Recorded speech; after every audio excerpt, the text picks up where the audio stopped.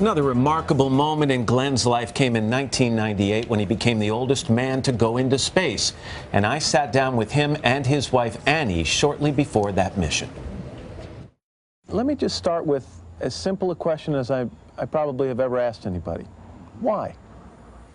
Well, I've never felt that people should just look at the calendar and decide what they do in a particular stage of life. If you're interested in something and feel like it and have good health to do it, why not do it? Godspeed, John Glenn. 2,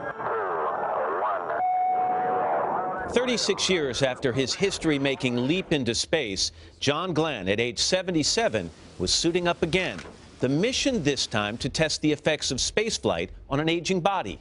Some of the research we may be triggering off here may have an impact on cutting back a lot of the frailty of old age. If I can say you shouldn't be a couch potato and you do what you feel like doing, if that's a benefit, well, so be it.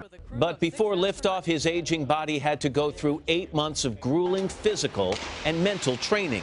Okay. That's enough for one day. All right. How strenuous, how difficult, how much compared to what you went through back in the 1960s? The strenuous nature of it hasn't changed that much. That's much the same. And one thing NASA's always done, they said, as long as you can pass your physicals and you're all ready to go, well, that's fine. I'm told by the doctors anyway, I've had the most complete physical checks of any astronaut that's ever gone up. It took the space veteran 4 years of tough lobbying to convince NASA to let him go. But that was nothing compared to the uphill battle he had convincing his wife, Annie, his childhood sweetheart. He was 10 when they first met in school, and when they married, he promised her a lifetime of excitement. But going into space again? And I would say Annie was rather cool to this whole idea when we started out. I mean, we have to admit, your husband's 77 years old. Yeah, but I'm older than he is. You're not going up in the shuttle. He asked me if I would like to, and I said, no way. Would you at least admit to me that he's kind of a hero?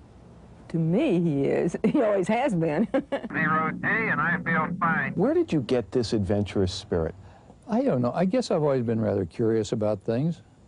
And I don't think I'm that odd or that different from a lot of Americans. I wouldn't do what you do. Well, maybe not. But if you think about, I wouldn't do what you do either.